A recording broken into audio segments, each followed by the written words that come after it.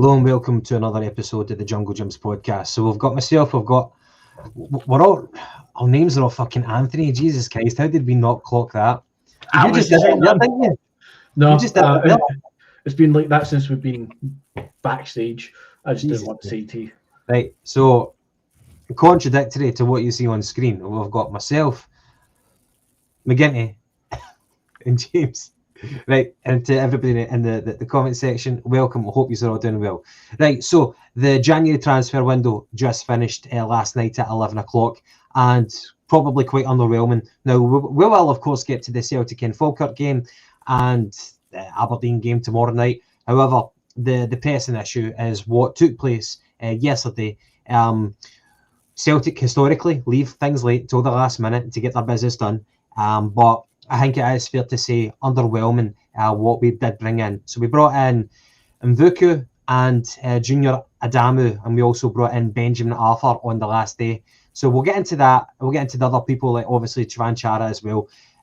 James, I want to start with yourself. You had said several weeks back that whoever wins the January transfer window wins the league.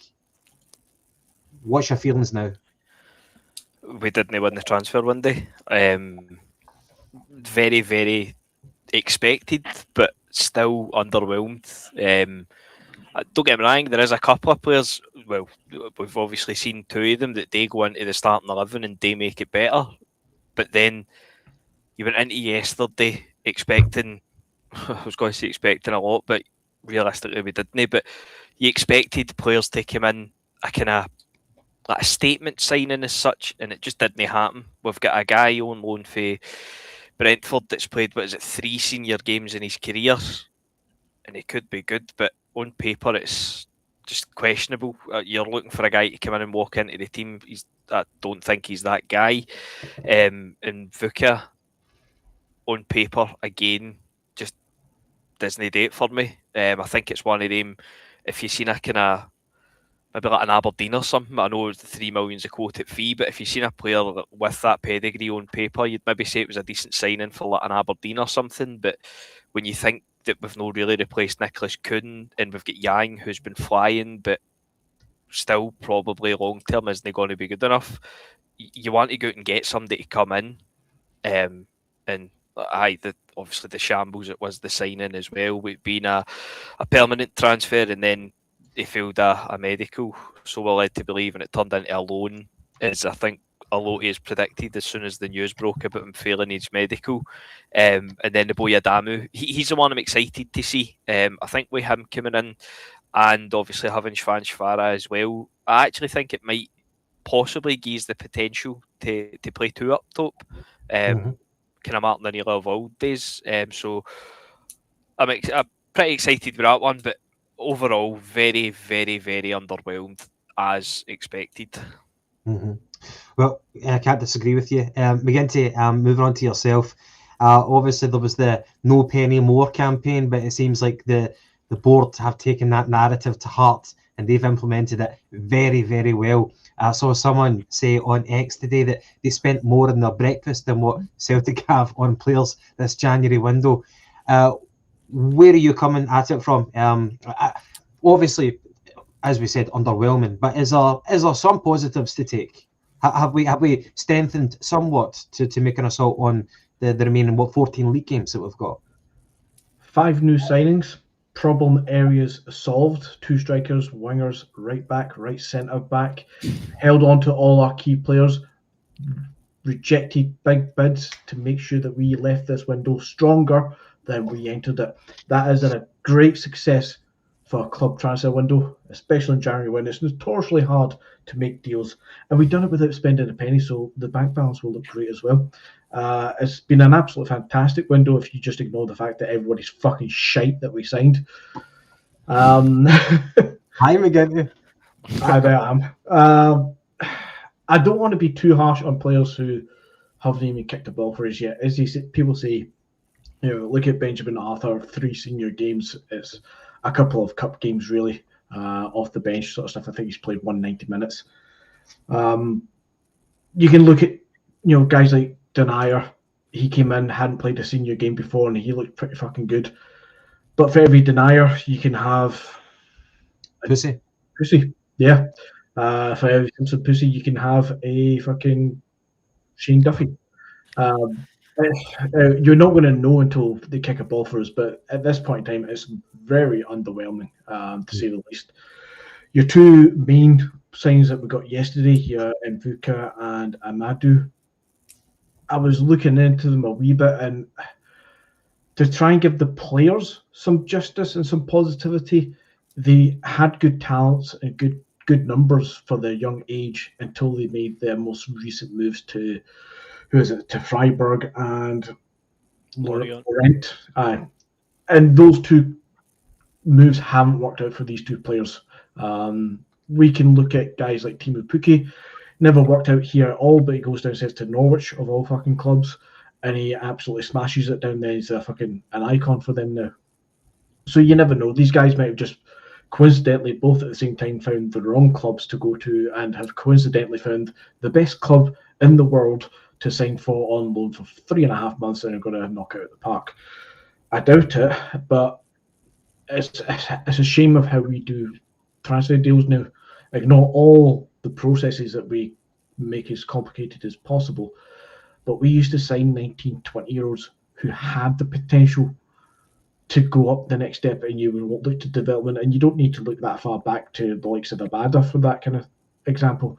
But now we're signing players who are 23, 24, who have shown that they can't make that step up, and we're basically circling around the rejects to see if maybe we can stumble on to somebody who might hit a purple patch rather than the project unearthed gem sort of thing. We're actually now accepting clubs' rejects and they want rid of. We're not poaching players and getting up and coming potential. We're signing people who have failed, which is not what we need when we're in a title race.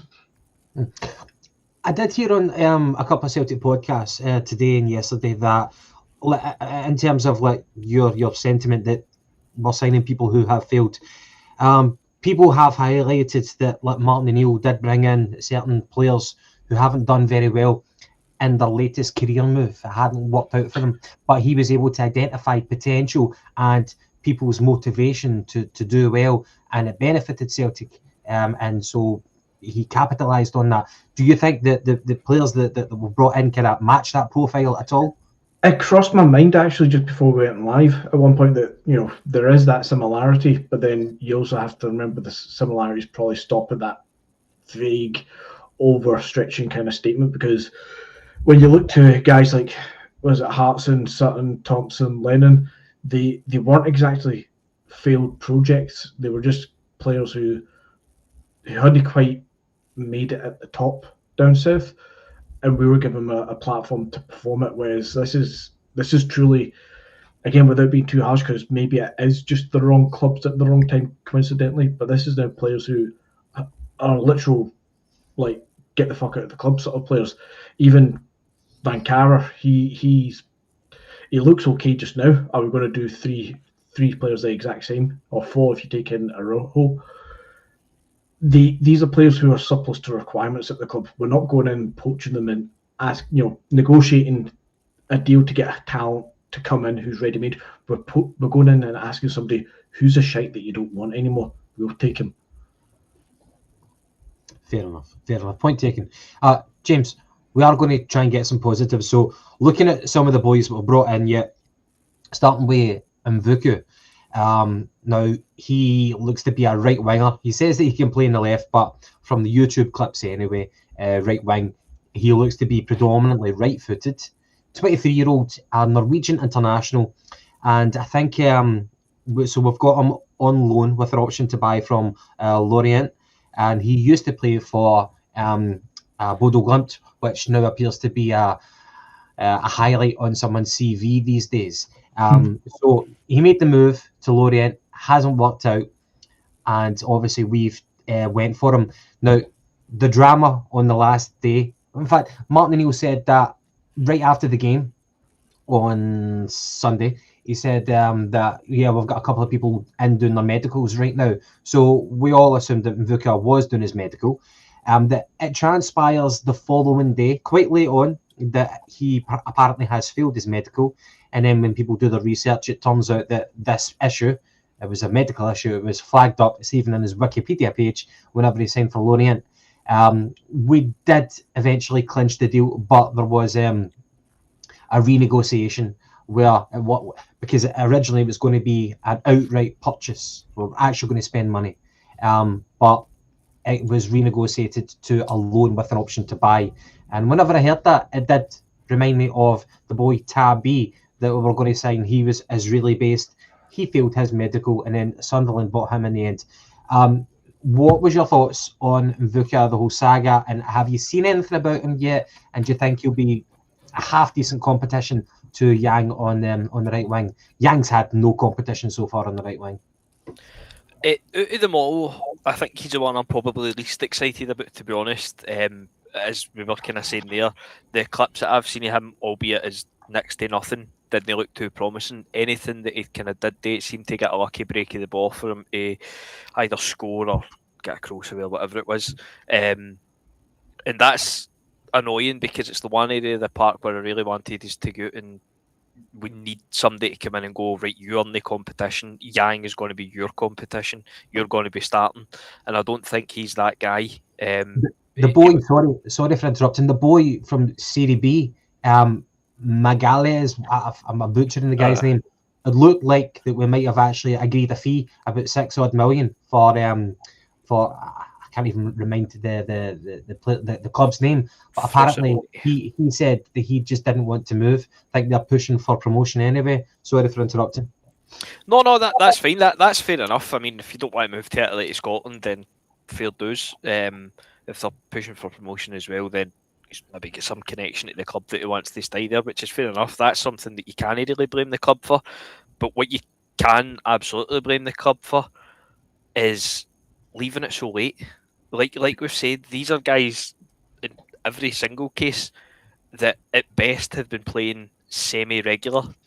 So they're all signings that could have been done kind of 3-4 weeks ago. But again, we left it and we're running about in deadline day. We're fucking hearing fire trying to scramble to get anybody in. But what you were saying earlier with regards to Martin O'Neill, that I think is actually a fair point to make. And I think arguably kind of in semi-recent history with Celtic as well, when you think to like guys like Joe Hart, who were totally lost in fit, but I guess it's a wee bit different. He was older, but kind of lost in fit, and come in and you get the support. Scott Sinclair, that's a great example as well. But these guys that maybe just need a wee kind of arm around the shoulder, and they'll hopefully kick on again, and then maybe in a year or two's time we can knock back 30 million for them in the January transfer window because we've got nobody else to come in and replace them. And that's the kind of way that we look to operate. So hopefully they can all kick on and get back to kind of their initial form, like you say, at at Bodo, Adamu at Salzburg. Arthur's a bit of an unknown quantity, but Švančvara, like he was in the Czech league, and then Araujo, actually read about him as well, that he won the best right back in the league at this time we signed Alistair Johnson. So there is kind of decent pedigree there. It's just the next move, like we say, that didn't work out. So hopefully when they come in, they'll get a wee arm around the shoulder and they'll get a bit of confidence back and they'll kick on. But in terms of Mvuka, is it Mvuka or Mvuku? Mvuka. Mvuka. In terms of him, as I say, out the list of them all, I think he's the one I'm least excited about. Which, funnily enough, it's the only one I've watched, as I say, any kind of highlights. But like you say, based on what I've seen of him, which is next to nothing, and what I've seen of Yang, I think it will still be Yang starting in the right wing with Mvuka is the competition, and coming into the window, that is what we needed. We needed somebody to walk into the team and take that right wing kind of undisputed. Mm-hmm. Well, Mvuka, I think he actually said that he's hoping to play himself into contention for the World Cup squad for Norway, which will be a very, very tall ask because Norway are no mugs. However, another person who's in a kind of similar boat to that is Junior Adamu. So he is a 24-year-old Austrian international, and similarly, he's had a crap season so far. He's also had a kind of similar trajectory. Sorry, I can't get the words out of my mouth. Trajectory. he used to play for Adamu. He moved. We got him from Freiburg, but who did he play for before? Salzburg. Thank you, Salzburg. 6 million move from Salzburg to Freiburg, and it's not worked out for him. Now, he is one of those guys who can operate across the three, and I think sometimes whenever you look at stats and you look at goals against appearances, it doesn't make for good reading at all. But some of the appearances can be like 2 minutes here, 5 minutes there, and some of it you don't know exactly where he's playing in the pitch. He might prefer to play as a central midfielder, centre forward. He's taking the number 9 jersey. I would imagine he's going to be a centre forward rather than utilised on the wing. However, some people who, when they're capable of playing in multiple positions, then that's whenever their stats can look even worse than what they maybe deserve to be. But admittedly, he's had a bad season as well. He's looking for a fresh start, and he's got motivation as well. So although he's not coming over as a permanent signing, he's coming over with a loan and an option to buy. He's got a future to fight for. His career is stalled, much like the other guy that we spoke about. And he's got something to fight for. The World Cup, a place in the Celtic team, and maybe a permanent transfer to get away from Germany, where it's just not worked out. In terms of him as a player, he looks left-footed. He's over 6 foot, and he's very mobile, very fast. So I think that he's got something totally different to Chvanchara, totally different to Iheanacho. So I think, James, you were kind of alluding to that he might be a player who might get you off your feet. I'm looking forward to that. We need a bit of freshness. I think he can give it to us. Obviously, we just want him to hit the ground running. But it's a very, very difficult situation. McGinty, it seems like we've got these players on loan with an option to buy, and we're saying we've got 14 games to win the league. You need to hit the ground running. So what type of pressure does that put on them? Or do you think that they might have an Adam Ida spell where they just take to it? They'll help out a kind of somewhat struggling team. What's your thoughts? I'll go back to my negativity personified tonight. I know. I actually agree with what Strangelove was saying as well. But at the same time, I'm like, if we've only got 14 games to win the league and we can't drop any points, we need at least 2 favours to go our way against Hearts. We need somebody to take points off them. And we can't drop a single point along the way in those 14 games. And it seems a bit stupid that we've signed, 3, 4, 5 players that haven't kicked a fucking ball all season. And want all 5 of them to hit the ground running. Now, obviously, Spankara and Arojo look like they have, but how often are you going to get all of them hitting the ground running in this way? When it comes to Mvuka himself, I probably agree with you. Both Yang looks like he's going to be the one who starts the next couple of games, and it's up to Mvuka to impress enough. Watching his 8-minute highlight reels, because again, nobody can pretend that we've been following these guys for years and years. He does look reasonably tidy. He's got a quick kind of turn of pace and fast footwork, so he might offer something, but at the same time, Tanecki and Palmer can look good in a highlight reel, but the end product is pretty fucking shit. Let's hope he's not that way. But yeah, 14 games to go, loan to buy options. If any of them impress, then great, we can buy them. But yeah, it's only 14 games, isn't it? Jesus Christ, McGinty, you need to pick me up.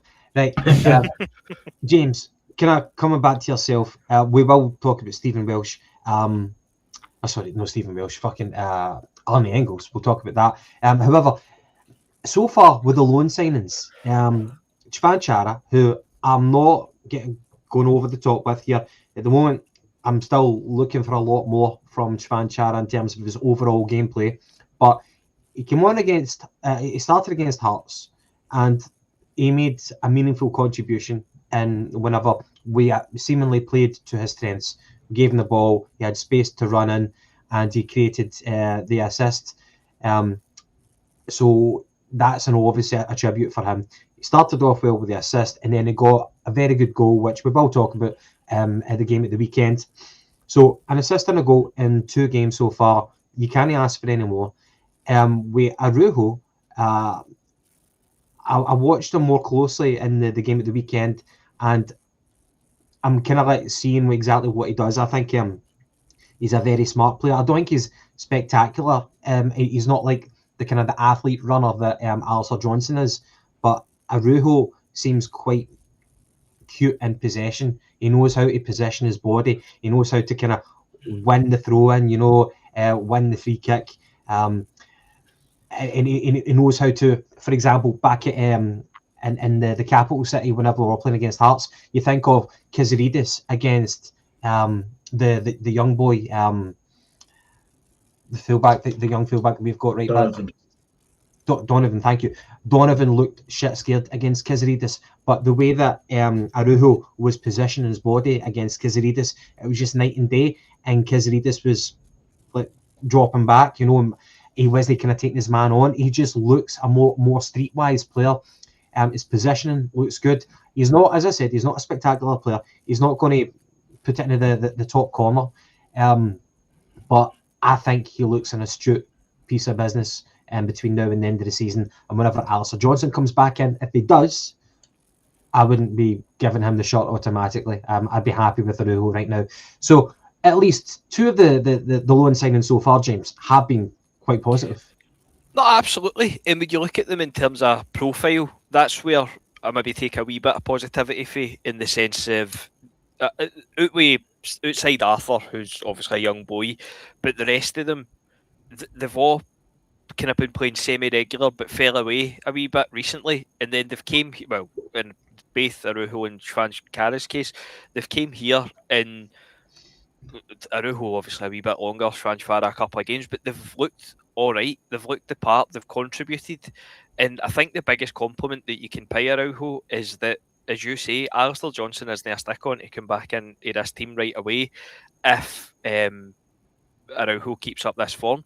And I know I'm going to go on his case again, but when you think of the drop-off to Tony Ralston for both Araujo and Alistair Johnson, it's frightening.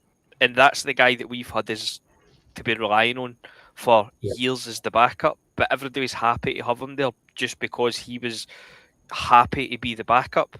Now, if a player's happy to be I'll turn this into an Anthony Ralston slating session, why don't I? But if a player's happy to be a backup, then does that not kind of tell you a lot about their character?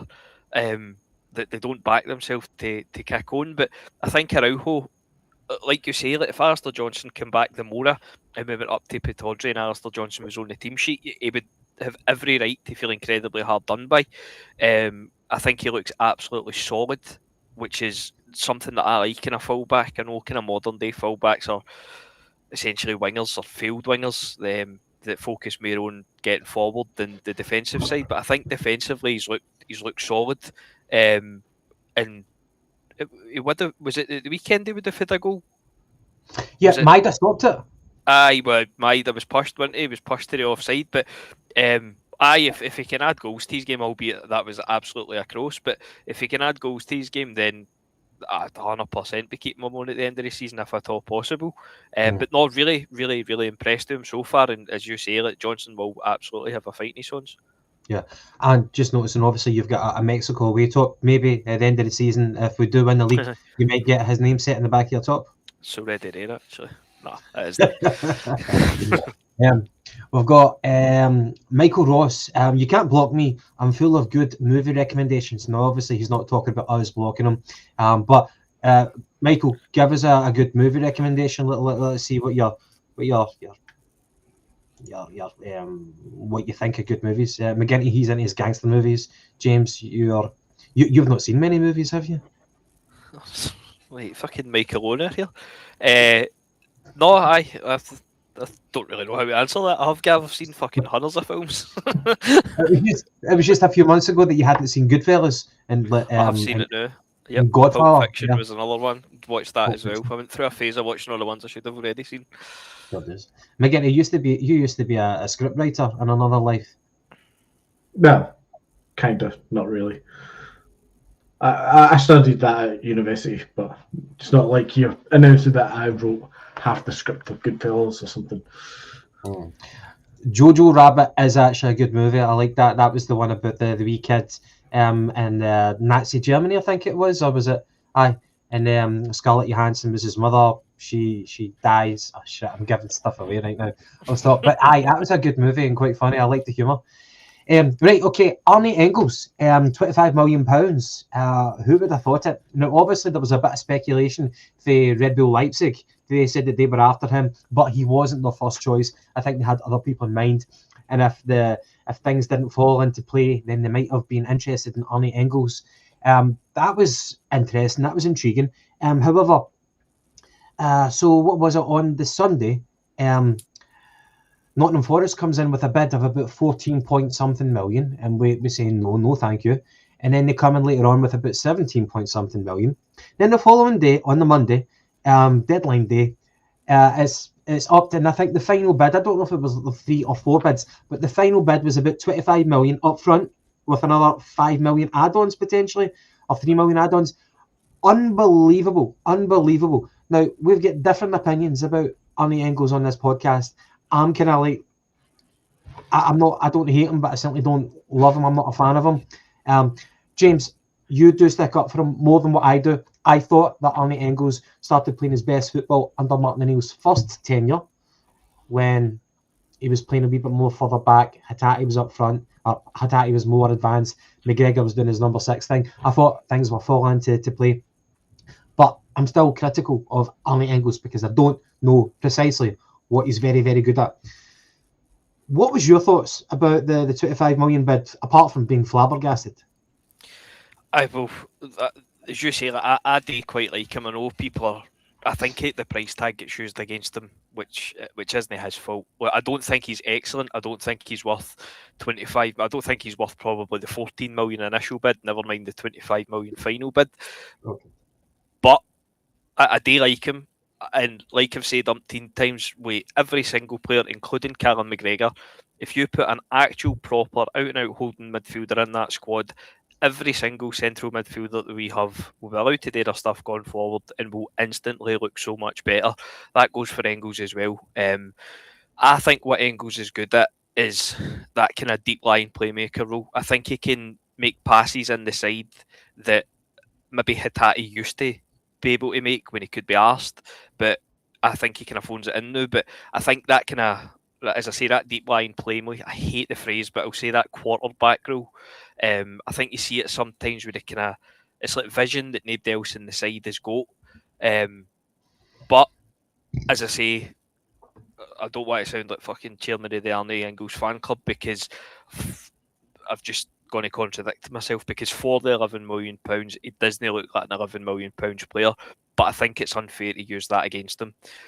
If you're going to bash him there, with that, you go to the boardroom, like we done Rida, like we done for a period with Trusty. He doesn't set his own price. That comes down to between the two clubs. But as I say, £25 million, it depends what way you look at it. If you look at it, my opinion, as I said yesterday, we were kind of mixed in the group chat. My opinion was knock it back. It doesn't matter if it's 25 million or 250 million, knock it back. You can't accept it. It's just took us a year, literally a full calendar year, to get a body in to replace Kyogo. He's only played 2 games. We don't know if he's going to be good enough, and he's not even technically a Celtic player. He's here on loan. We're sitting with the guts of £100 million in the bank. What difference is adding another 25 million going to make?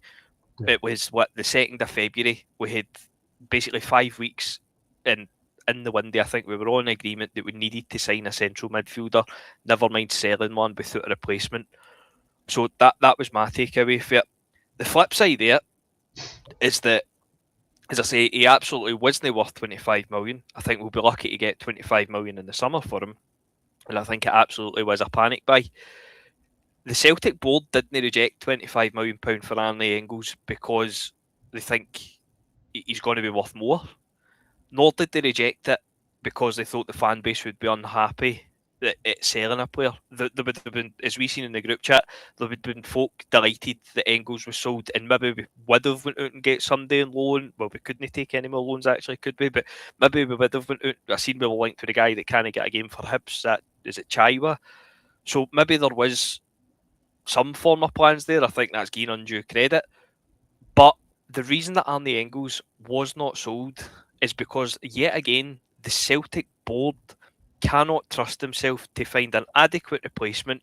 And not only can they not find themselves an adequate replacement, there is no forward planning. Surely there should be replacements. It used to be that every player had a price, and then if the price get met, they would go and we would bring somebody else in to replace them. That stopped. We don't have replacements lined up. We still pretend that we're a selling club. We buy low and sell high. But we're now at the stage where we're no selling high. We've seen it with Maida in the summer. We've seen it with Yang in the summer. Now we've seen it with Arnie Engels in January. Their value will never have been higher than they were at those points, be it the summer or the new in January. And as I say, the reason that they weren't sold, it's not because they're going to be worth more or we think like they can kick on and whatever it be. It's because the structure at the club, the model, the forward planning, whatever you want to call it, is non-existent.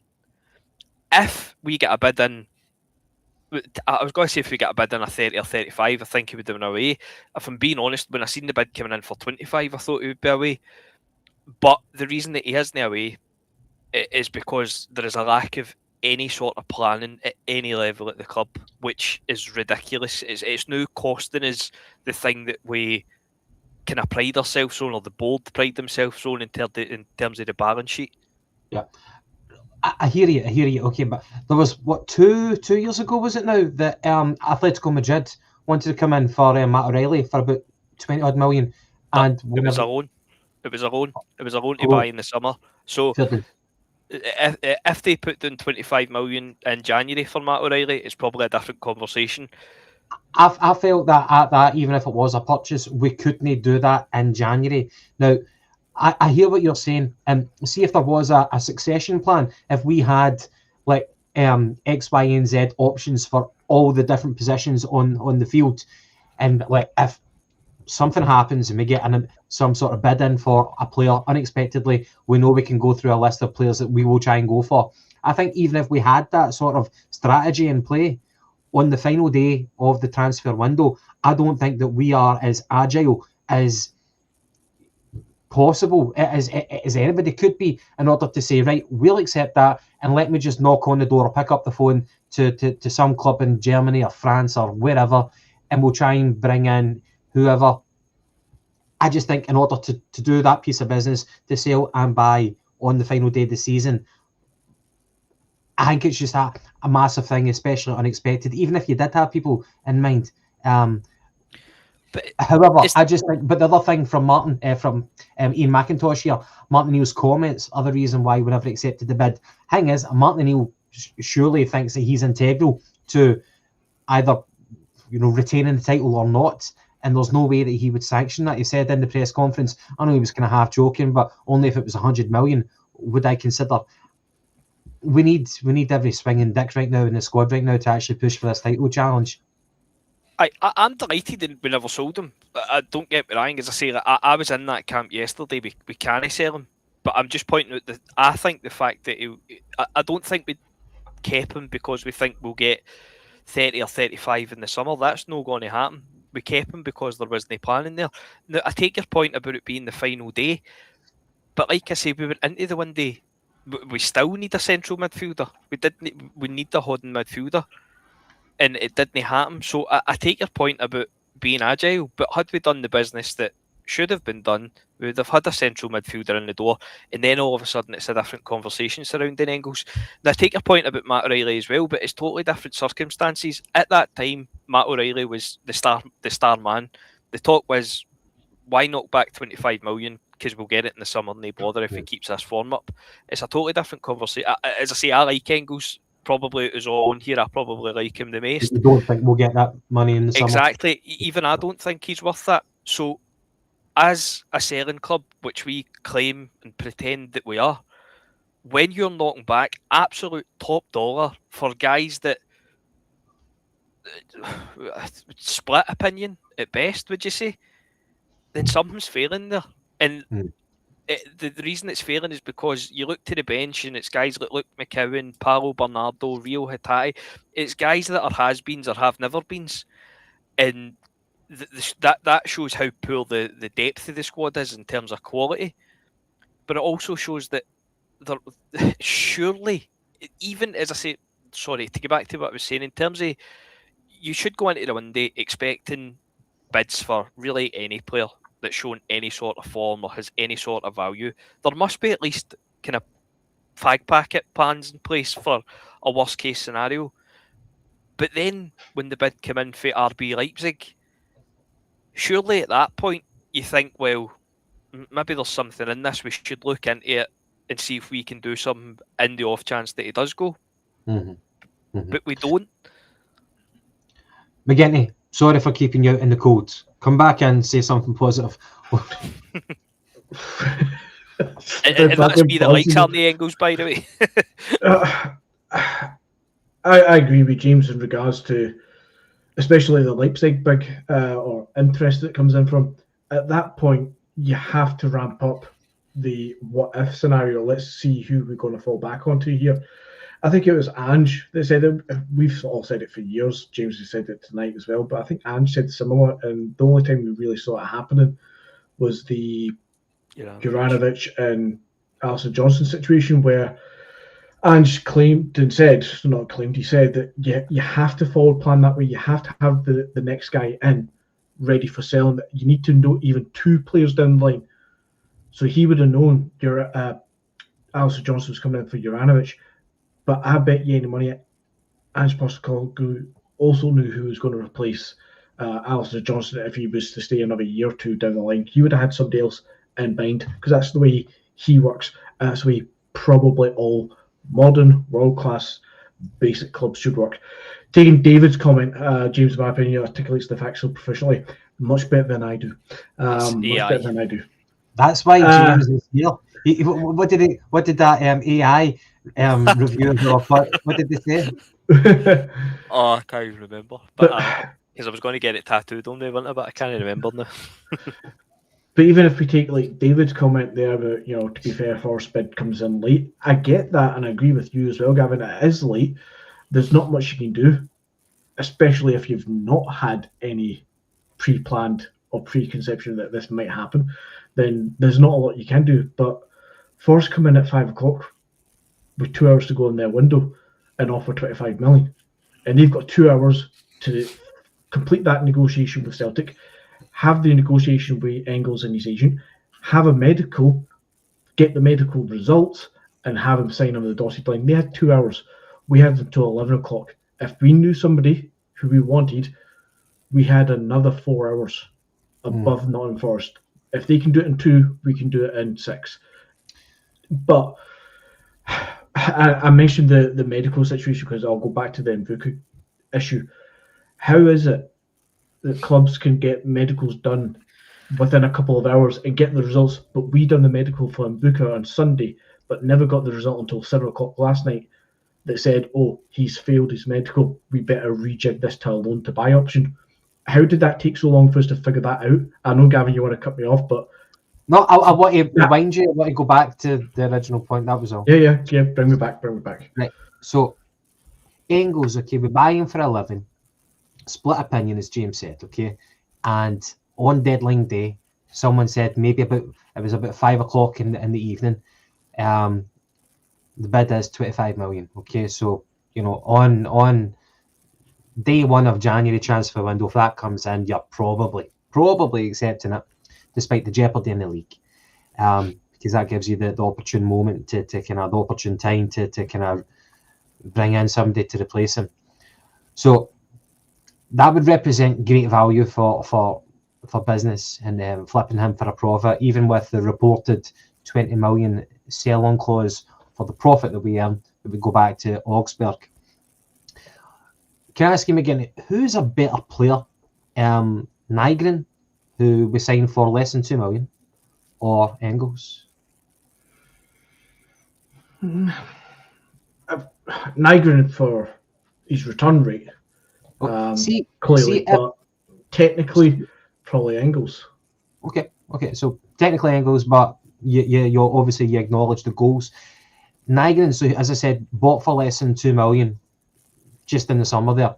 If somebody came in for 25 million for Nygren on the last day of the window, would you have sold him?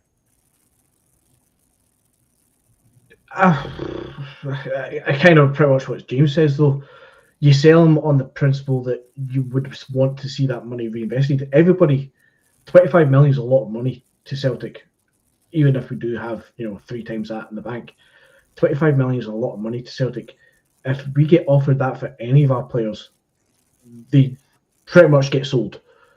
That's kind of our glass ceiling. It'll break to 30 eventually, but that's kind of our glass ceiling just now. I think they all get sold, but again, on the principle that there would be a replacement. If there's no replacement and it's going to fundamentally make us weaker, then you'd have to fight against it. So yeah, the club probably has done right not selling him, because the club wouldn't bother their arse to replace him. But that's a club issue, no a fan issue. Although I'm just talking hypothetically, obviously the bid came in for Engels rather than Nygren, but Nygren, again, he's another one who splits opinion. But we wouldn't be where we are right now in the league, albeit only in second place, if it wasn't for Nygren's goals. So he's second top goal scorer in the league. And if we sold him for 25 million, there's no way that we're going to replace the goals that he brings right now. And I think Martin O'Neill said that a goal scoring midfielder is worth his weight in goals. So as crazy as it sounds, like you'd maybe sell Nygren for the sheer profit that we would make on him, but for the goals that we would lose, it'd be calamitous, it'd be suicidal, much like last day of the season, selling Engels for all that money, it would still be crazy. But I get, maybe at the start of the window, if we had a succession plan, then we could maybe operate and bring in someone, but there's just so much risk, and you get where I'm coming from? I understand what you're saying, but that takes me back to the Matt O'Reilly thing. If you look at this team in paper, Nygren is the star player, for want of a better phrase. I know he maybe kind of drifts in and out of games, but he scores goals. He's the one that does the damage. He's the one, and if you were to pinpoint one player in that team that you could not lose, it would be Nygren. It wouldn't be Arnie Engels, and I like Arnie Engels. Nygren, down the line, if he keeps scoring goals, you might get 20-25 million pound for him. But Arnie Engels isn't. You had the money on the table for Arnie Engels, who's never going to be worth that again. And this is me that said I wouldn't keep him. I'm not arguing the other side, but you catch my point. But the reason that we sold him, or the reason that we kept him, didn't sell him, it wasn't because we think he's the star man. It wasn't because we thought fans would revolt if we sold him. Fans would revolt if we sold Nygren, because Nygren's the man that's doing the damage. Engels isn't he? Engels is split an opinion, and the reason that it was kept is because there was no succession plan in place at all, ever. Sack the board. What? On sack the board.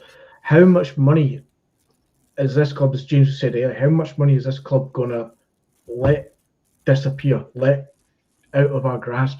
If you take the rumour, was it meant to be 15 million for Maeda in the summer?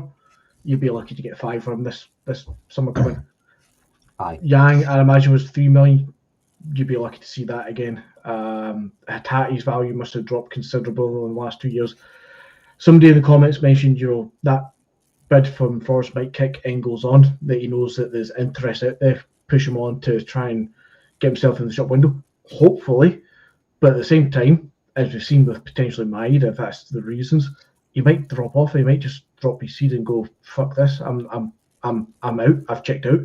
You'll get whatever you get from me," and we might only get 10-15 million from him in the summer. We could arguably have lost 25-30 million by being this way, by not having a succession plan. And one maybe final thing on Arnie Engels. It reminds me of a tune by Basement Jacks, "Where's Your Head At?" Brilliant tune. Where do you think Engels' head is at right now in terms of motivation for the remaining games of this season? Do you think his head could have been turned by the bid, or do you think he's focused on the league? Is that me, sorry? Whoever has an opinion. I think that's where O'Neill will come in, like we were saying earlier, in terms of all the loan players, and even, like we were saying, probably on a higher scale, the Seville team in certain aspects, where they kind of horn on the shoulder, like, I'll make you better type thing, stay with us, win the league, do this, that, and the next thing, and then see where you're at in the summer. But I think he will be all right. I mean, there'll be a lot of people saying that he can't be any worse anyway, so I think he will be all right. I think he will knuckle down, and I think it's clear that Martin O'Neill likes him, and he'll know that as well. So I think we'll be all right in that regard. I don't think he'll throw the toys at the pram. I tend to agree. From what I've heard, he seems like a well-grounded guy, and I have also heard, contrary to that rumour that went out yesterday, I have heard that he does genuinely enjoy it in Glasgow. So, James, we will go into the Celtic and Falkirk game, but you brought it up. I don't want to miss this opportunity. The sack the board chant. Now, even the old guy who sits next to me at Parkhead in the south stand, where we've got the roof over our heads and we're protected from the elements, even he was up, clapping his hands, sacked the board. I really enjoyed that moment. It wasn't like 100%. Everybody was standing up, but it felt like most people were in unison. The vast majority of people were standing on their feet, singing, chanting, sack the board, clapping their hands. It felt like a kind of poignant moment. It wasn't a victory because it was just that one kind of moment where everybody kind of felt like they were in unison. It was a kind of feel-good factor. And then everybody sat back down and then we won the game, of course. But it was just a nice moment. I really enjoyed that. Not everybody sings, sack the board, but that one moment kind of did get everybody's attention. Everybody did, it seemed like, participate. What was your thoughts on that?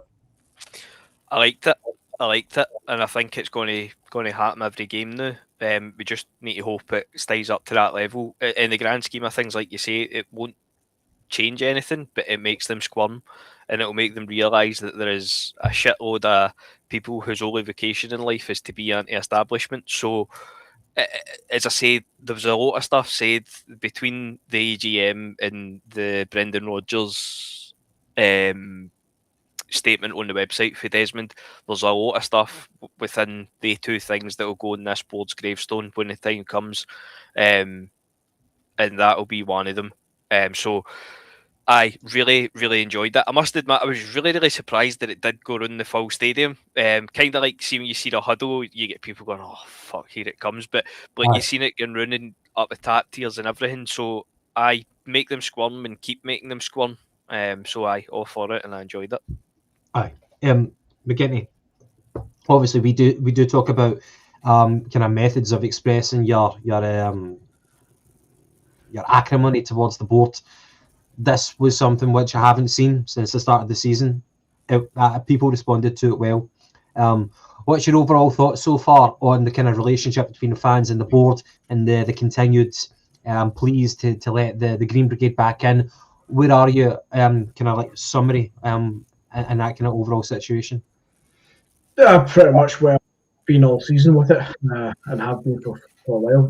The board need to go. Sack the board is a motto is 100% right. I know obviously you physically can't sack certain people and all that shit, but that's not what we mean.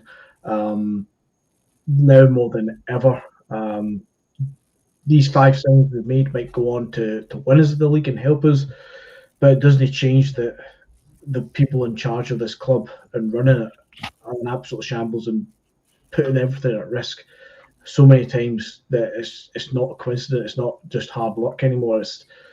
There's no hiding. These guys have continuously, in my opinion, failed the club in a grand scheme and a grand scale, and they all need to go. I don't think many, if any, are fit for purpose because they've all been there for so long. They've all overseen so much of a disaster to get us to where we are. They do need to go. So it's great that the fans are slowly but surely, shall we say, over the course of the season, all coming on board, that you are getting the chance around the stadium, that everybody's getting involved in it. Obviously, we need more of that to happen. We need a bigger swell of support to try and make it as known as possible, as difficult as possible for the people who are running the club to actually take note and get the fuck out of it. Yeah. While acknowledging obviously that the board are the ones who are in control, they hold the keys. We've had a few comments here that the Green Brigade will not be getting reinstated this season. Do you think that that's a foregone conclusion? Martin O'Neill spoke yesterday about a reconciliation while admitting that he is not going to play the role of peacemaker. Do you think there is any possibility that the Green Brigade get back into the stadium this season to somehow galvanise the team? At this point, no. I felt like after Peter Lawwell had left, there's a week or two they could have sat back on it, but come mid-January to last week there, the club really, if it wanted to do it, they should have allowed them back into the stands at that point. It's went on for so long. We saw the statement, was it from the North Curve, earlier on this week, or end of last week, sorry. There's been like 19 games or something that they've been shut out of Celtic Park and away games.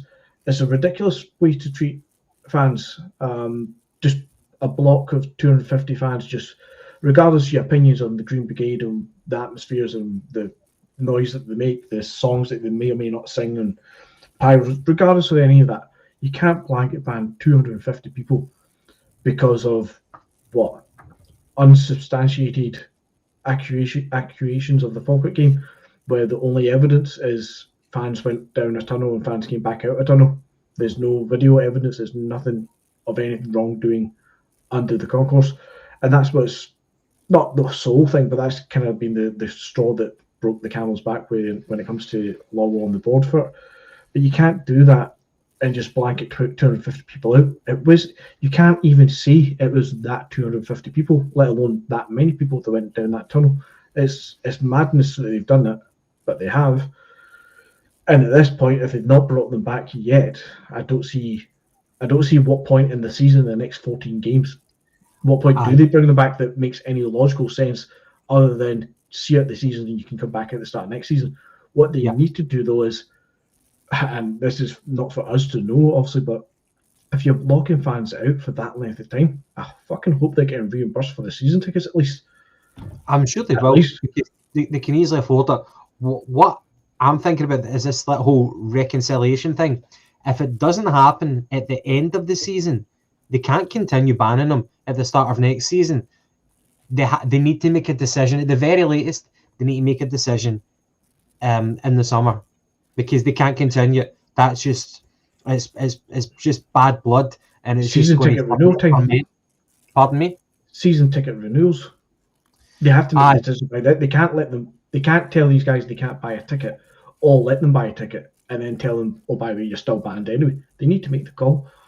Yeah, I think time is running out for them to come to some sort of a conclusion about it. If it's not in the summer, then I can see them getting rid of those individuals, which the ramifications of that will be intriguing, to say the least. James, any final thoughts about that before we actually talk about the Celtic and Falkirk game at the weekend? Not just to go back, kind of what we were saying in regards to the board. Look, the day on it to go, but I'm kind of past there. I know folk want Michael Nicholson away, so they are, but I don't think he's where you've got to be looking. You've got to look to Desmond. You can't look to anyone else now. Michael Nicholson can go. Peter Lawwell went. Michael Nicholson came in. Peter Lawwell went. Brian Wilson came in. It's just another patsy that comes in. The last time we've heard for the board, it was Brian Wilson and his calls for unity.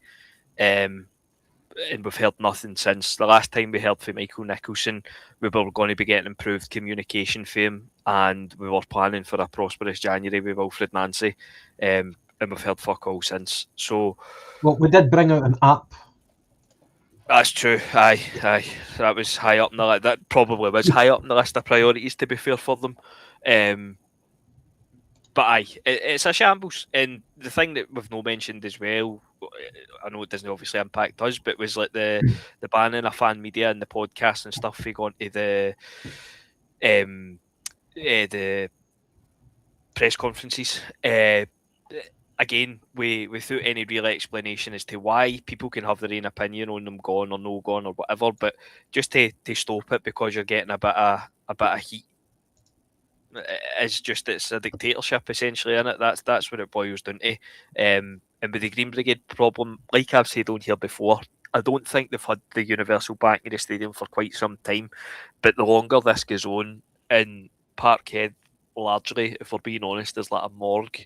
The Utrecht game was a prime example on Thursday. A must-win game in Europe, and it was 4-2 in a good game, but you could hear a pin drop. The Utrecht supporters were brilliant. And that was as loud as it got all night. So look, there's so much that needs to happen at boardroom, and as I said last week, the only way it's going to happen is if if Desmond either moves on or has a monumental change of heart, and they both seem as likely as each other. So, I don't know. And the other thing, sorry, just to circle it off, I know, like we said, like I was moaning about, I don't know if it's the same across the stadium.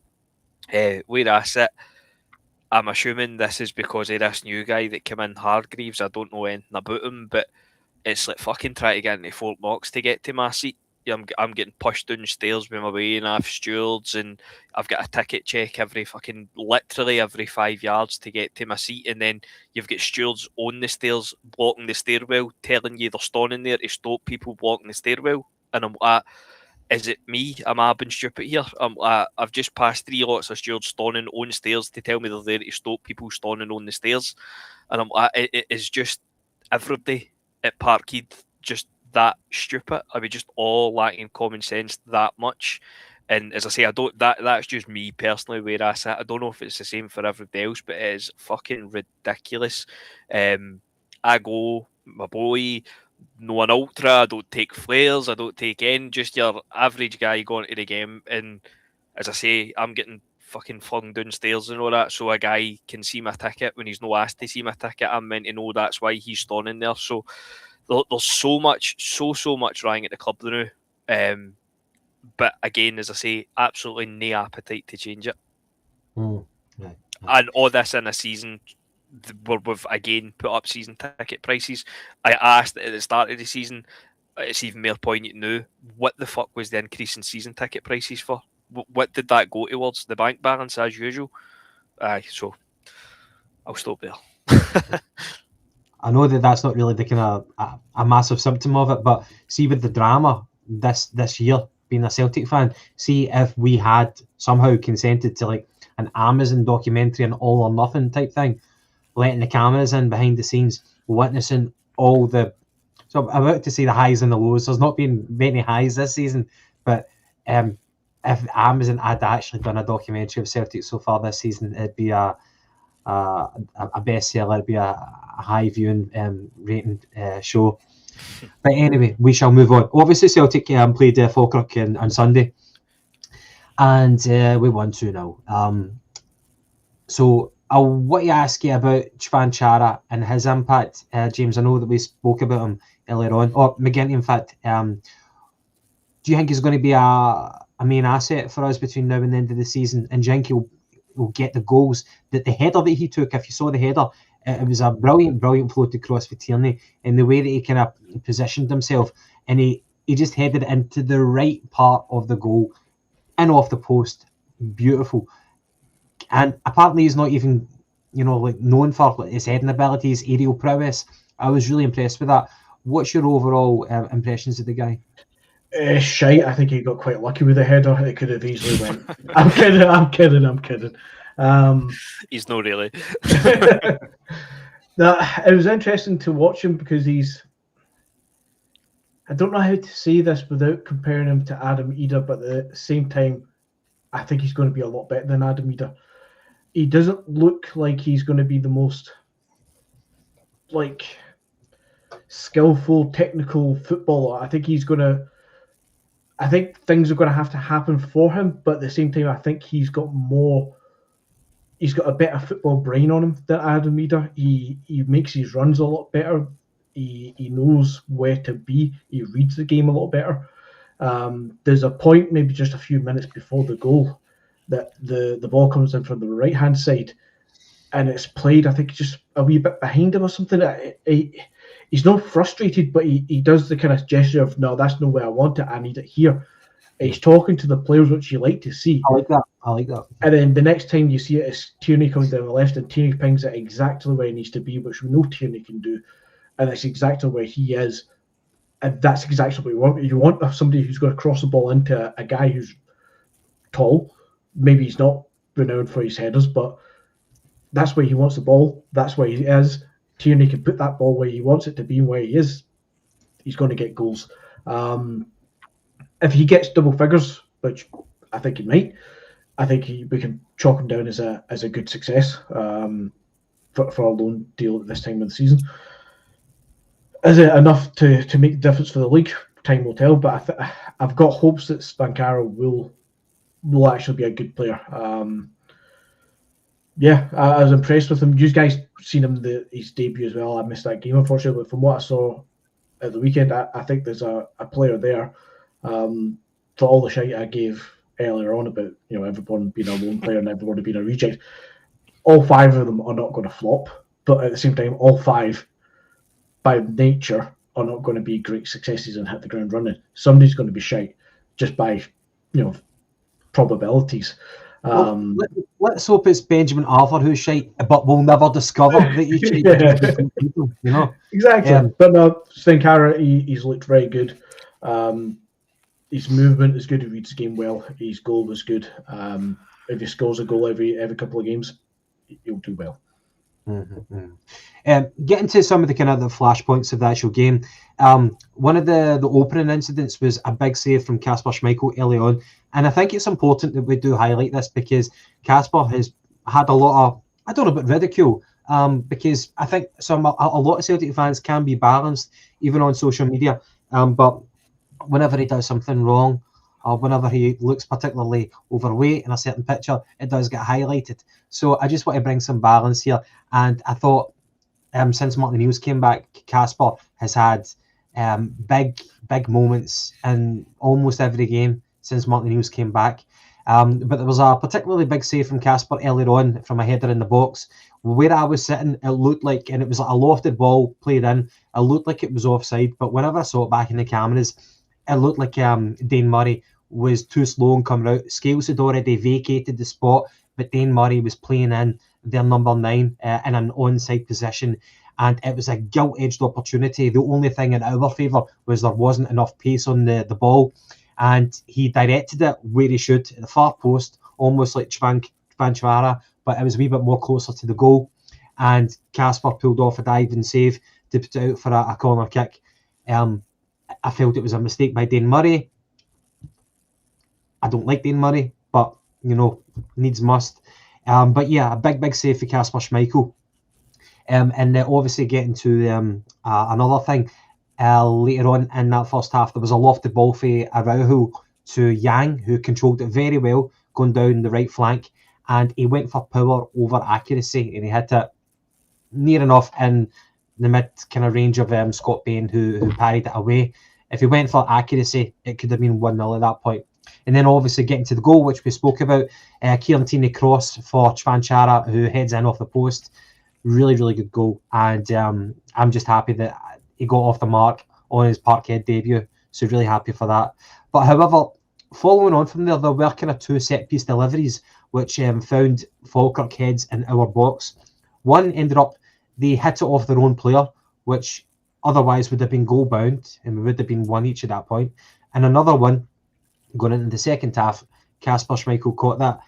So again, we do look vulnerable at these set pieces, and even teams like Falkirk, who may not be well known for being giants in the box, they're still able to exploit us. Just sometimes I think that we're running our luck at set pieces. James, it's a constant feature. It happened under Brendan, under Nancy, and under Martin O'Neill.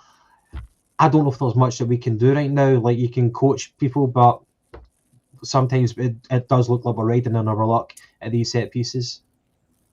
Definitely. And to give his full name, Big What You Dane Murray, doesn't help that at all. Obviously, Carter Vickers comes back. Austin Trusty coming back in helps that. Carter Vickers coming back would help it even more. But no, look, like you say, it is an issue. It's been an issue for a while. Partly the reason that we were hoping to sign a centre back in this window. We did sign a centre back in this window, but a more experienced one. To walk into the first team and take one of the jerseys, be it Scales or Trusty. It doesn't look like that's going to happen, so it's probably going to be something we'll need to put up with for a wee while yet. But what I find interesting, I don't know if it's just coincidence or whatever, but we seem to be better for set pieces in Europe, because typically away from home, we'll face a lot of crosses into the box or corners, free kicks, whatever it would be. Like thinking back to Bologna and by and large, for the amount we faced, we done all right, considering we had 10 men, and then you go to Tynecastle and it just all goes to pot right away, more or less. So it has been an issue. It's been an issue for as long as I can remember, really. And I really don't know what you do to address it. Aside from signing players. See, talking about goalkeepers, I know that Michael Ross here is kind of coming out and defending Casper, which I was doing as well, for his like a shot stopping and things like that. But there was a great quote from Roy Keane on that Overlap podcast, and he was quoting someone else back from his Man U days. I don't know if it was the goalkeeping coach, but he said that, see, whenever you've got your keeper and he's coming for an aerial ball, he used the phrase "come with violence." And that's just like such a kind of powerful image of like I know that that's getting clipped, Gav. That's getting clipped. I look forward to seeing that in the group chat later. Well, I'm quoting Roy Keane here, but you understand. I think like Peter Schmeichel was a different goalkeeper to his son, and just more of an intimidating figure coming for the ball. Anyway, shall we move on to the next part? The second goal, Kalmak and Nygren linking up well down the left flank, and Nygren gets played into the box, and from an angle, he definitely lifts it into the far corner of the goal. A fantastic finish, and it just kind of sums up Nygren. Sometimes he doesn't look that influential in the game, but he knows where the goal is. He arrives in the still trying to get over that comment there.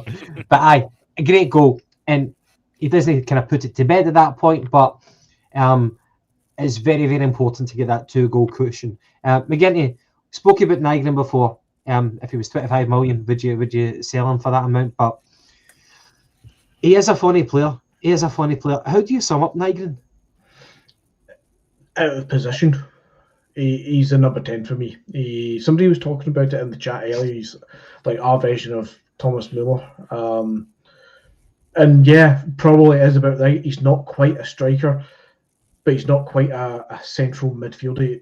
But at the same time, he's not got that Tom Roderick kind of feel, the Lublin Rajic feel of a number 10.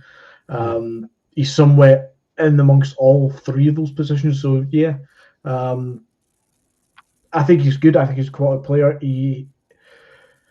As James says earlier, and we've said so many times over the years on the podcast, if our midfield had somebody else in there who could actually do the dirty defensive work, the big Wanyama type, the Canadian Croatian boy that we were looking at earlier on the window of Seagull, if we had that kind of, McGregor would play a little bit further forward, and then you could have Nygren playing as a number 10.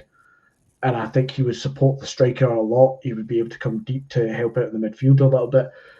And the fluidity of the midfield would work so much better. He's slightly played out of position for me because we're not quite playing with a number 10. Sometimes O'Neill does, sometimes it's not quite there. And sometimes he's getting pulled out to the right a wee bit too much. But if you were to play him as a secondary striker, kind of like the true number 10 kind of breaking forward, he's a fantastic player. He really is. Mm-hmm. I think it's quite interesting because under Martin O'Neill in his first tenure, it was Hatate who was getting the jersey and Nygren was coming off from the bench. But now Hatate isn't getting a game and it's Nygren, and we're almost getting at that stage where we're looking at the games, we're looking at who's providing the goals, we're looking at Nygren stats, and it's almost like Nygren has to start every game. It has to be him and Cam McGregor and Engels, and Hatate has kind of became the fall guy. It's an interesting dynamic how that's worked out since Martin O'Neill has came back. As we spoke about earlier on, Araujo almost scored. He kind of beat his fullback, and he fired in a low drive. But Maida, James, did you see that Maida get pushed because it was Maida who dropped the ball? It's a Falkirk defender that pushes him. Literally as the cross comes in, which obviously makes him offside. But I don't understand. Surely that's a penalty then, no? Because it is literally, he comes with violence and pushes him right into the goals. But what I said at the time as well, because obviously you know where I sit, it's more or less right in front of me. If the ball goes into Scott Bain and Maida pushes Scott Bain into the goals, it's a free kick. So why is it not a penalty if it's the other way about? And it literally stopped a goal. So I'm sure we'll hear from Willie Collum on the VAR show in a few weeks. Yeah. Well, thank you for throwing that phrase back in my face. But I get where you're coming from. But anyway, a 2-0 victory, and it's another 3 points on the board. Can I just say, see, this season, like, at no point do I go to Parkhead or like watch an away game on the telly and think these 3 points are a banker. Like, every game is coming with risk right now. It's coming with jeopardy, and I fully acknowledge this kind of a very, very good streak of clean sheets. Obviously, we conceded 2 goals in the capital, but under Martin O'Neill, defensively, we just don't really seem to concede very often. And I get that, but it's just the struggle in the overall play. And it's not a criticism in Martin O'Neill, it's just the squad that we've got and the struggles that we've had to play better than what your ability is, to get as much out of the players. I just feel that every game I watch with Celtic right now, I can't take anything for granted. And so every time that we score a goal, I'm like fucking shouting for joy because it means so much. Every goal, every point, every win is so significant, pivotal to this title race. It just seems like every game I'm nervous. I'm not casual. I'm not relaxed about anything at all right now. And like, if we do win the season, it'll be one of the most memorable in a while. But there's just so much jeopardy. So I guess that's where we are. Before we talk about Aberdeen, just a very, very brief moment for on this day. On this day, on the 3rd of February, back in 1963, Celtic allowed Paddy Crerand to leave for Manchester United for £56,000. And Paddy Crerand went on to be a title winner for Man U and also a European Cup winner for Man U. Paddy Crerand was for the Gorbals. He was a massive Celtic fan, he always has been. But he went on to achieve massive success with Man U. And it was just unfortunate that for one reason or another, we sanctioned the move to allow him to go. Back in 1963, Celtic were not a good team. I think it took about 1965, was it, before Celtic started winning cups again.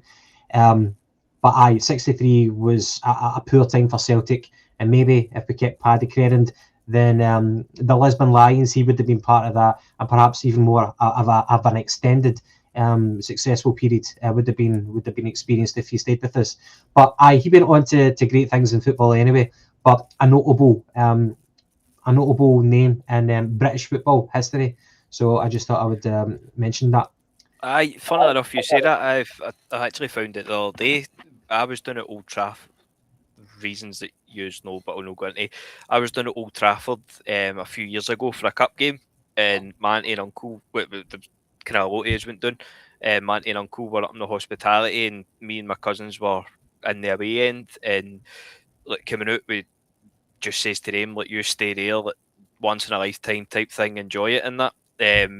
And it just so happened, I think it was my uncle had been talking to Paddy Crerand the full day. At that point, he was kind of, I think it was Man United TV ran at that time. And he basically, we were down the front kind of waiting, and somebody's just checked the group chat.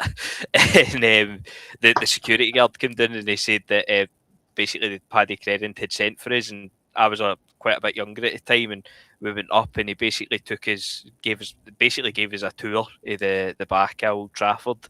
He taken us in to meet Sir Alex Ferguson as well. Unfortunately, we were still doing the press, so we didn't get that chance, but he was an absolute gentleman. He was a great guy that day as well. And as you say, well, it's a 4-hour time, so I knew the name, but obviously I knew next to nothing about him. But I got a picture of him, get a team sheet for the day signed and all that, and just an absolute gentleman. That's really cool. Good anecdote. I like that. Right, McGinty, I believe that you've sabotaged me online already with that common violence. Like when Roy Keane said that nobody in the room laughed at him, obviously he's got a presence, but maybe I don't command the same respect from you guys, and you're absolutely tearing me to shreds right now. You know. Anyway. You said it. No comment. Indeed. Well, we'll have our moments. Like mind Stephen in the Endless Celts, he had that one about Bucky Thistle. He said that Bucky Thistle was named after Buck. Is that true? Yeah. I'm just trying to make myself feel better right now with that comparison. But It's anyway, okay. I've said a lot of shit on here, so don't worry. good. Right.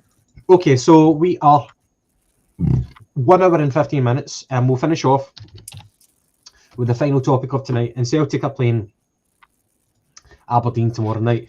Now, I know that Hearts are playing St Mirren right now in Paisley, and that's half an hour gone, nothing each. So just wait for the penalty, wait for the red card to come. But anyway, tomorrow night, we're playing against Aberdeen. So Aberdeen, let us just check where they are in the table. Aberdeen are 7th.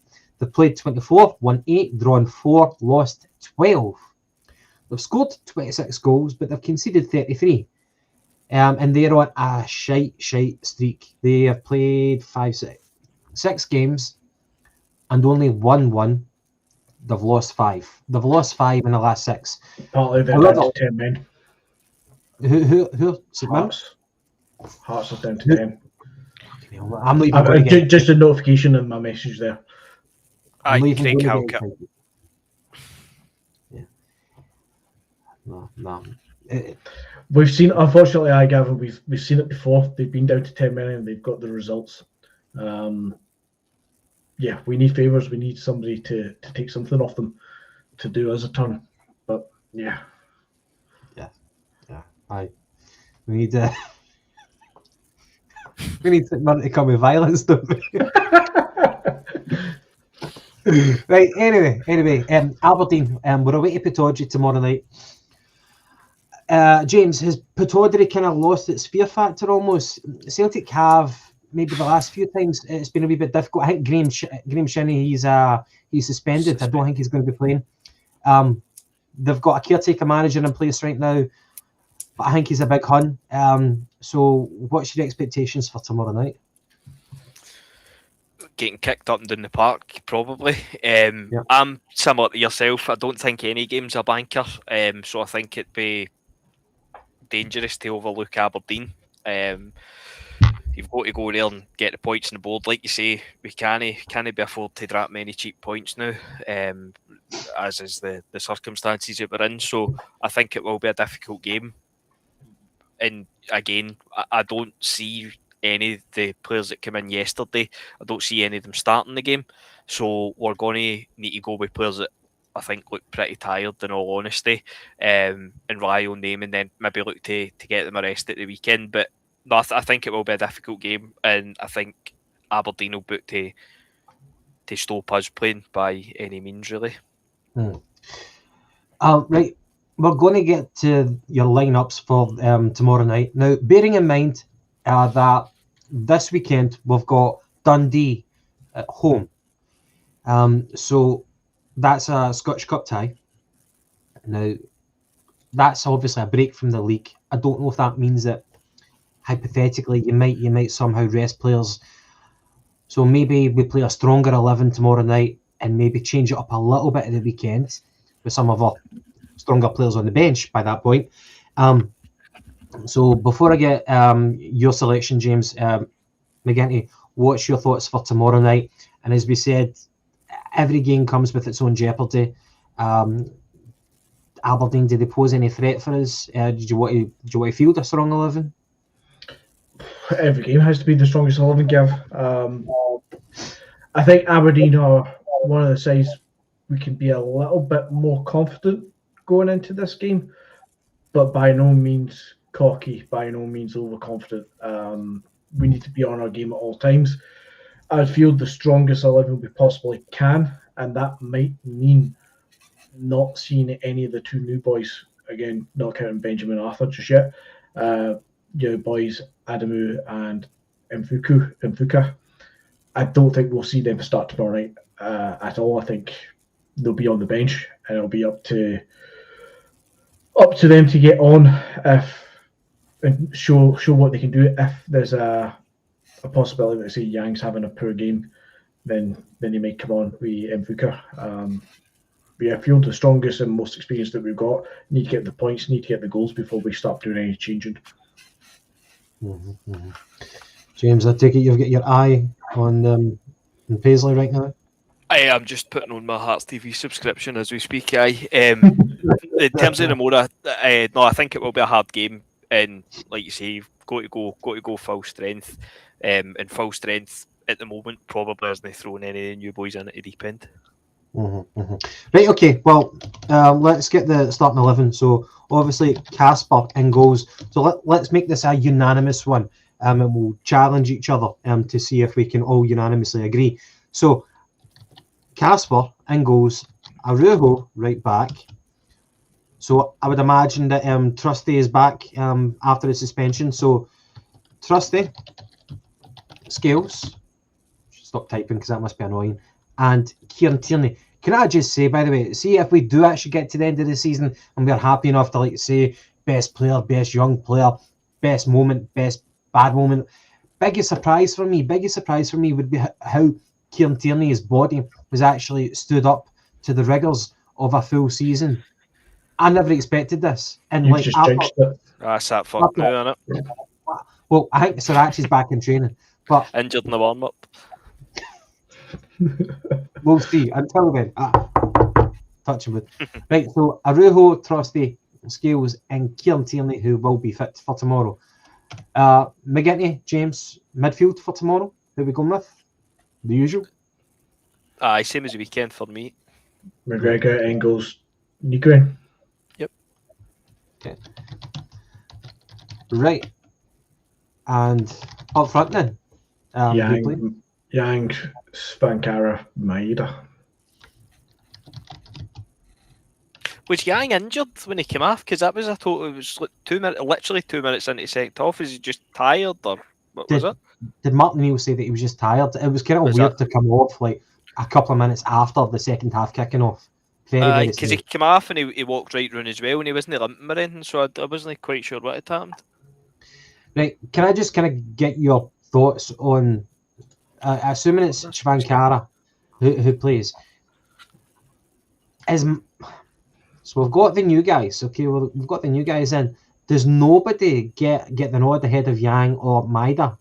Like Maeda isn't good. He's not a good player anymore. Like he's still. No, I've said that since the day he fucking signed for us, that he's technically not a very good footballer, and he had his spell that he was getting quite good on the left wing. Then we put him up front, and he was getting his goals, and then we put him back out left. And amongst his head just not being in the fucking game, he's pretty much went back to the type of player he was when he first signed for us. A lot of energy, a lot of running, but technically not very fucking good. But you don't drop him. And when we're at this point of the season where we need to be as confident as possible, I don't think you can make the change of saying Yang goes left and then Vuka comes on for the right side. As much as that might make some sense to people, and fresh legs, fresh heads, fresh ideas. So let's see what you can do. I get some of that, but at the same time, you can't risk that. I think we need to get a couple of goals and then give Mvuka the last half hour and see if then he can start the next game if he's actually up to scratch. I just don't think you can risk it. Okay. So start the new guys on the on the bench. Yeah. Start with the tried and tested, yeah? Pretty much, yeah. And what if like Yang? So Yang came off because he didn't feel well. So if he's not feeling well, then do you play Forrest or do you play Mvuka? Or Taneki. I think if Yang's injured, I think you do then look at it, at bringing the new guy in. But I don't believe he is injured. I think he's fine. So you go with Yang starting with Maeda. Only if one of them's injured do you then look at the next option. And obviously the options before Mvuka comes in, no offence to Forrest, they're not great. So Mvuka does put his name in the hat if there's an injury to Maeda or Yang. Fair dues. Okay, so that's the lineup, I guess. And the prediction scoreline, I'm terrible at this.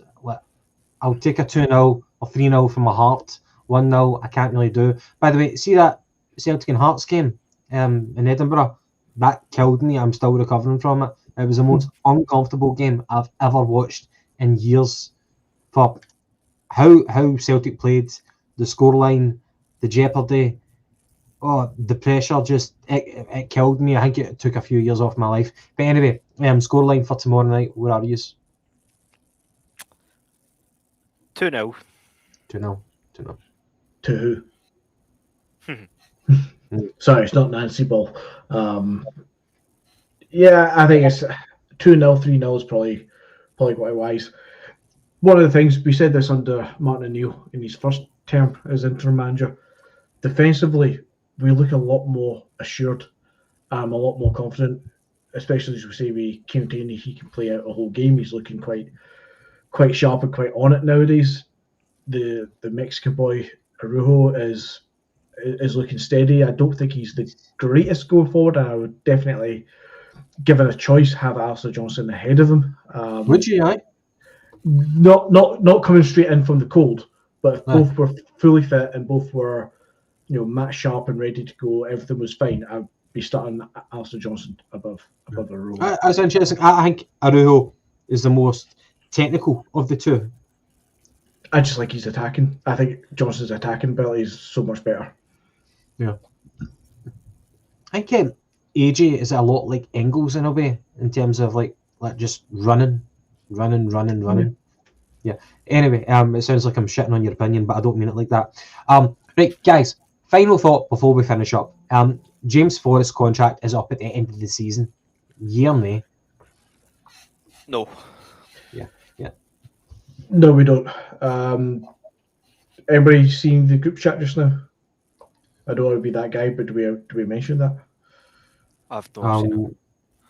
Oh, flashing news from McGinty. Right, okay, so is that from the Celtic Collective? So yeah, I believe the collective meeting's happening just now. It's probably still ongoing. It looks like St Mirren's just had an offside goal. Sorry. Ooh, it looks like there's potential that they're voting on a boycott for the weekend.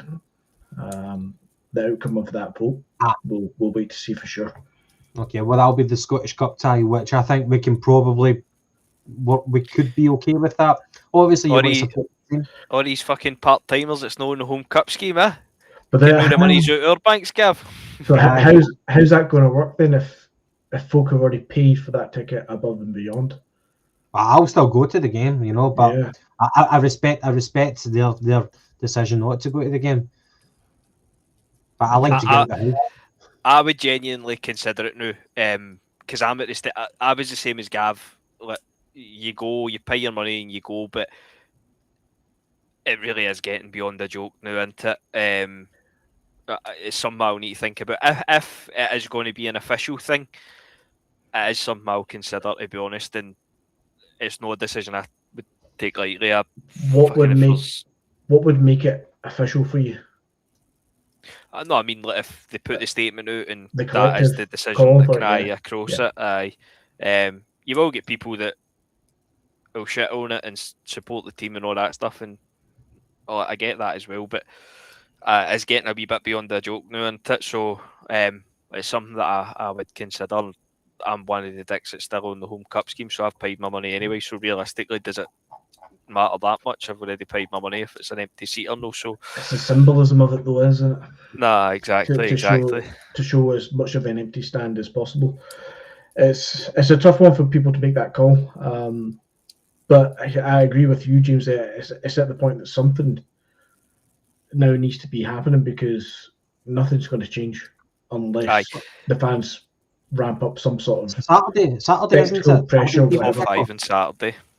Well, it's a shit time. It's an absolutely shit time. 5:30 on a Saturday. It's prime for people who want to watch on TV.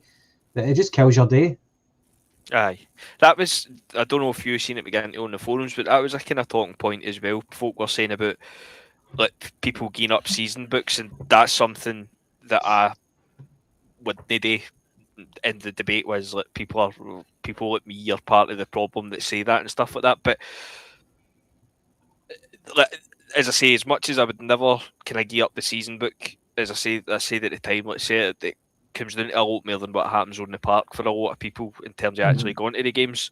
But a one-off game or a couple of games or whatever, especially if it's no in the league where we need everything that we can get the new, then it's something that I would consider. But I just hope that it would be kind of official and widespread type thing. So a couple of things about, you mentioned earlier that obviously some people would claim, fuck doing boycotts and stop singing sack the board and stop this, do that, because you need to support the players and support the squad. I would argue that taking some hard, decisive action is supporting the squad for the long term, because they need the help, because the transfer window doesn't just frustrate us as fans, it frustrates the players as well, who are screaming out. Callum McGregor pointing example, they're screaming out for support and help, and all they're getting is short-term loans or nothing. When it comes to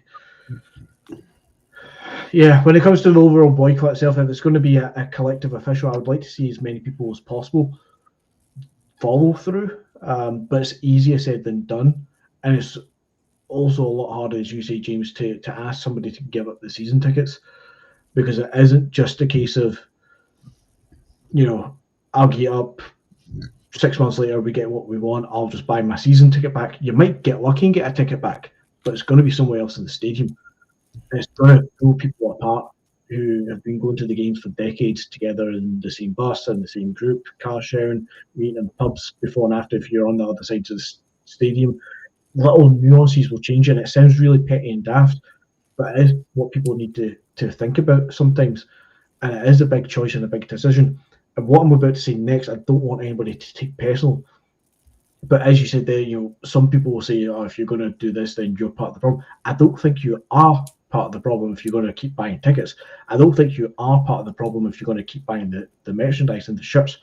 But I do think that people who are making the choice, and I really mean this respectfully, if you are going to keep making that choice, you need to accept that you're not part of the problem, but you're not helping. Part of the solution, either. You're part of the solution. Better than saying that. We all need to do something at some point, but what that looks like for individual people is going to be completely different for the individual. What you did, McGinty? Oh, I'm not buying anything. I've not put a single penny into them. I've seen that. Oh yes, I've seen that the black away shirt was £25 on JD Sports. I think it's about £30 just now. Oh, penalty to St Mirren. Nah, it's not. It looks outside the box. I think he's gave a penalty, but it does look outside the box. Admittedly, I've not bought a single thing from the superstore. I would love to get the Martin O'Neill tracky top, but I can't buy it. I can't. Yeah, same. I want that tracky. I want the black. You mind we done the retro stuff with the blackout for the 95? Yeah, I like sure, I want to buy that. I want the baseball pinstripe one. I like that, but wanted that. I just can't. I can't do it. Even that mad silver pink pre-match shirt or whatever fucking nonsense that they've got on. I don't know if it's part of the Pride thing or not. Looks fucking wacky as hell. Wanted that. I've not bought any of it. I have so much that I want. I even looked at a baseball cap earlier, thinking, "Oh, could get that baseball cap." Oh fuck, can't buy it. That's my point. I'm not a season ticket holder, so it's easy for me to say these things like boycott it, don't renew your ticket, don't buy a cup ticket, or it's easy for me to say it. It's a lot harder for you guys to actually do it, and I've a lot of time and respect for you making that choice, whatever way it is. The thing that I always get back to, and a lot of battles went under the bridge since the summer, don't get me wrong, but it was the Newcastle game. And I know obviously there was a lot of Newcastle supporters come up, but that friendly, when they spoke about he's got a VR to give a free kick. When he's what was I saying? Sorry, Newcastle. When that game came about, obviously it was getting charged. Was it £25 or something for a friendly? And there was all the talk about the time of a boycott, and it was ridiculous, and we hadn't signed a striker and everything else that went with it. And as I say, if there's a youth team game or women's game on at Parkhead, generally if there's a ball getting kicked at Parkhead, I'll go. And I decided that I wasn't going to that. I just didn't understand the logic behind increasing the season books, how shit we were doing, and as usual in the transfer market at that point, and then charging another £25 and tap it for a friendly. So I made the decision not to go to that.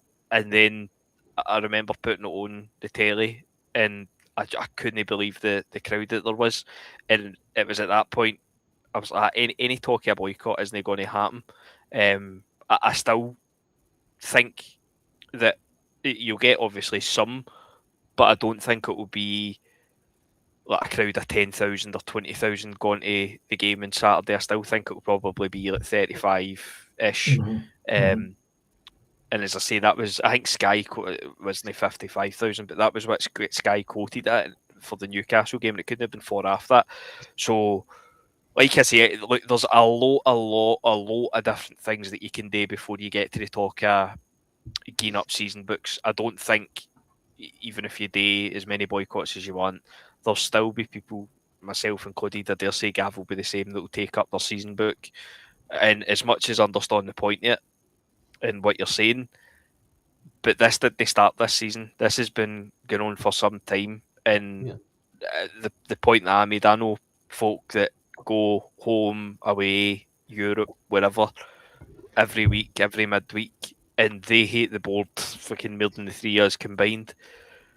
And I just think if you were to turn around to them and tell them that you're part of the problem, then it's quite a wild take. As much as I understand the logic, I just think if you look at the club now and think that the support is the problem, then I don't think you've been watching kind of enough. But I do take the point of what you're saying, where you're still feeding them money. I get that. But I think there's 100 different things that you can do before you get to that point. Aye, I think Gav says it a wee bit better than I did about not part of the solution. If one of the solutions is to push for the boycott or push to not renew your season ticket, then you can go that train for. But as you said there as well, James, there is going to be other avenues that we can do this. One of the things that I've always said as well is visual protests outside the stadium before and after every game, and then go in and support the team on the park. Boo the board members and the backroom staff, not the coaches staff, but the backroom kind of people. Boo them as they enter the stadium and leave the stadium. Cheer the players as they come off the bus. Show that distinctive difference. Visualise it, because if you got 5,000, 10,000 people outside Celtic Park at the front door, that's going to get shown on the TV at some point. The cameras won't ignore that. Same after the game, and then in the stands, I know some people don't like the sack the board chants, and they don't get, they get caught up on the technicality of the term. But I'm all for that chant.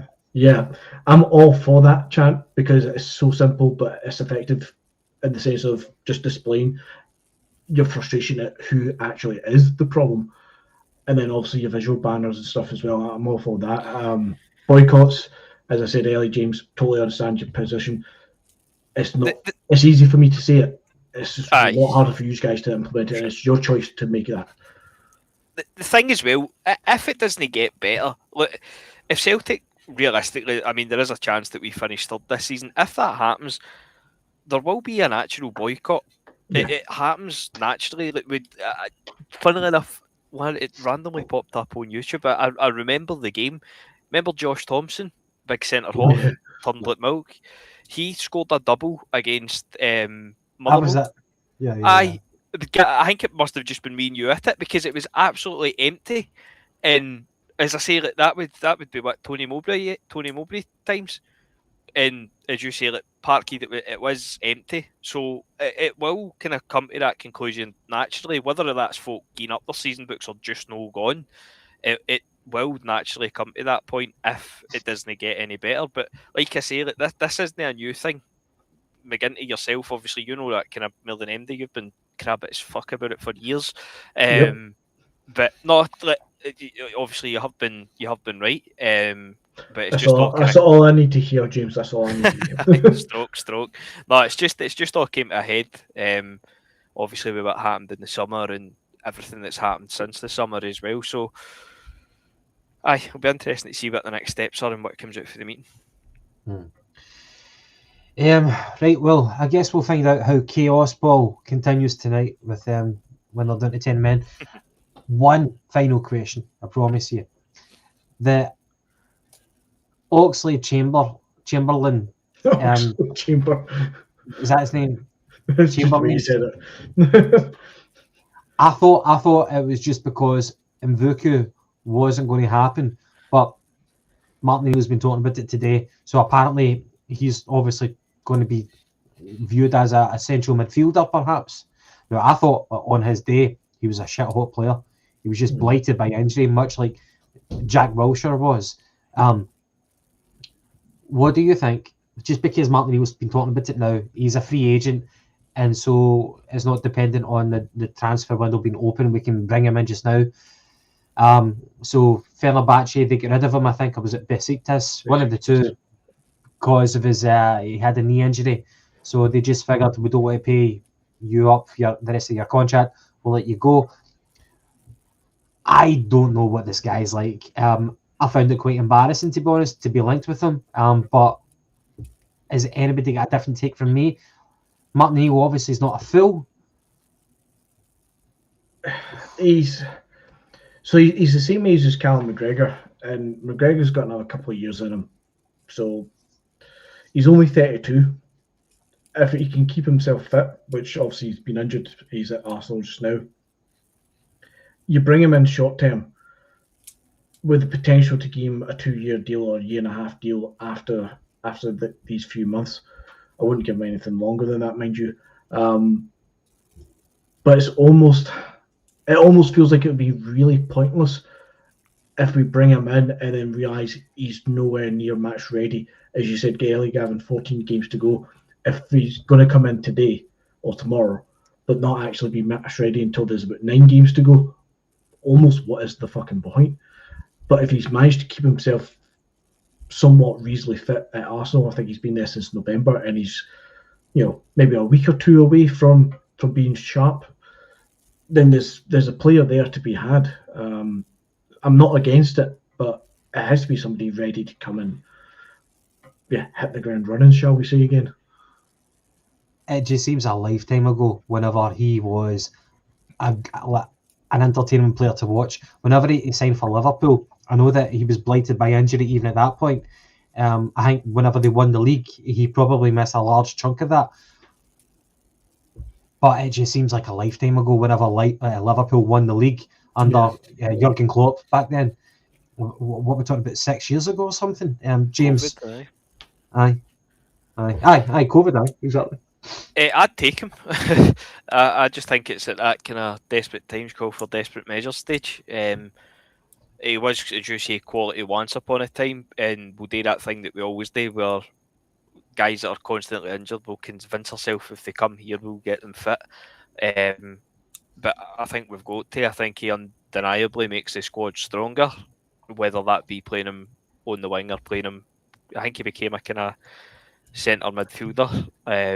So I would take him. I just think what's the worst that can happen at this point? Aye. Paddy's done me dirty, man, in the WhatsApp chat, hasn't he? I've not seen it. Right, anyway, I guess we'll finish up for this evening. It's still half time, St Mirren 0, Hearts 0. So the good news is that we could maybe go into tonight's or tomorrow night's game looking to reduce the deficit into 4 points. That could be good. James, stop fucking laughing. That's not even funny. Right, anyway, guys, it's been a pleasure. We're at almost an hour and 45 minutes. McGinty, you started off a bit crabbit. You've warmed up a little bit. James, you're cool. Any final comments before we finish off for tonight? Everything that I've said for the last hour and a half. I'll ask you a question. Sorry? Are you growing the beard out? It's not the greatest of beards. Obviously, it's a wee bit patchy underneath, but I'm trying to encourage it to come on and see what happens. It's not like I need to be well presented for my job these days. Okay. And James? I'll ask you a question to finish off. Celtic go into Champions League, Europa League, Conference League, Intertotal Cup, Milk Cup qualifiers in the summer. Who's in goals? Is it Schmeichel with an extension, Sinisalo, or AN others? Ross Doohan. What was the third option? Another, a signing. Another. Yeah. I would love it to be Sinisalo, but yes, it's got to be a new sign. I don't think we extend Casper again. Sinisalo, he's not kicked on. I think we'll I extend. think I think you love the thought of the continuity of like bringing through the younger understudy and him being well, you know, up to the mark. But it's all theory. In practicality, Sinisalo, we've hardly seen much of him, and he looked a bit shit against that junior team, didn't he?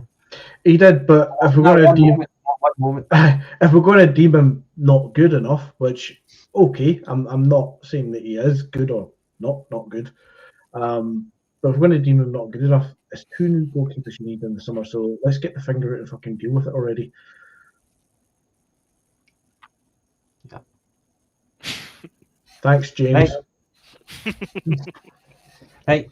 To the people in the comments, thank you so much for tuning in for tonight. It's been an hour and 45 minutes of us talking shite and me embarrassing myself. But thank you so much.